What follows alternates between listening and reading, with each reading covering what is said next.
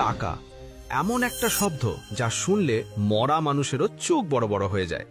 আর যদি শোনা যায় শুয়ে বসে টাকা কামানোর কোনো রাস্তা আছে, তাহলে তো কথাই নেই।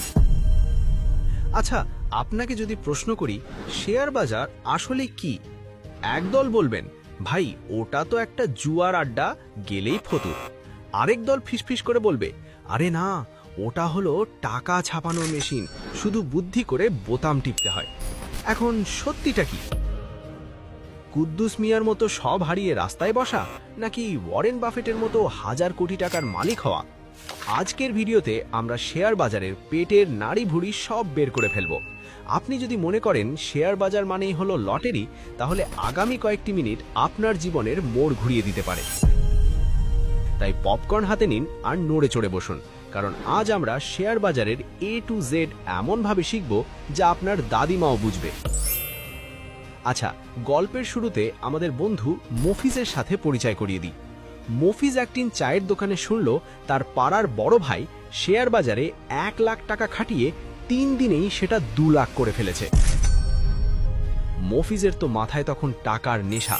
সে ভাবল, ধুর, পড়াশোনা আর চাকরি করে কি হবে, তার চেয়ে বাবার পেনশনের টাকাটা শেয়ার বাজারে ঢেলে দিই, আগামী মাসে আমিই হব এলাকার নতুন চৌধুরী সাহেব। মফিজ কোনো আগা মাথা না ভেবেই, কিচ্ছু না জেনেই হুট করে টাকা লাগিয়ে দিল। ফলাফল, 2 সপ্তাহ পর মফিজের 1 লাখ টাকা হয়ে গেল 30,000। এখন মফিজ বলে শেয়ার বাজার ভুয়া, শেয়ার বাজার জুয়া।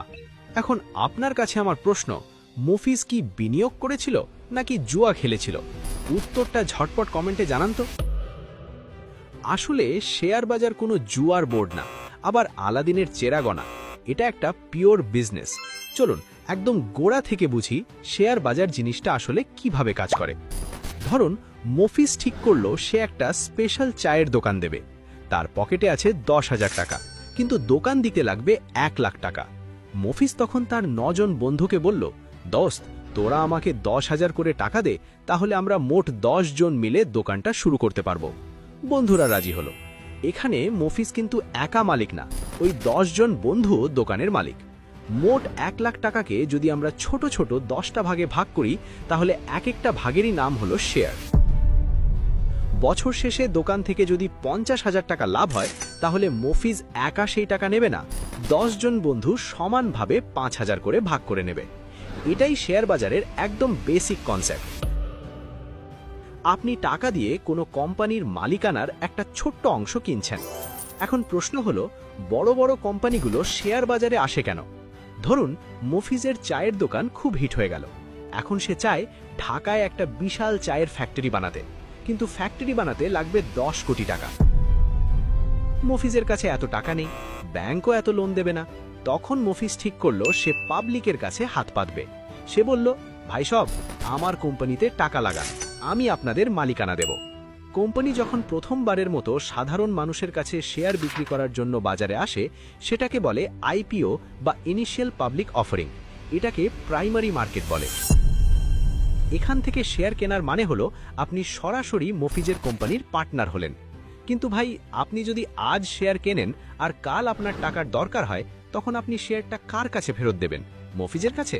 না, মফিজ তো টাকা নিয়ে ফ্যাক্টরি বানাচ্ছে, সে টাকা ফেরত দিতে পারবে না। তখন আপনাকে যেতে হবে সেকেন্ডারি মার্কেটে বা স্টক এক্সচেঞ্জে, যেমন বাংলাদেশে ঢাকা স্টক এক্সচেঞ্জ।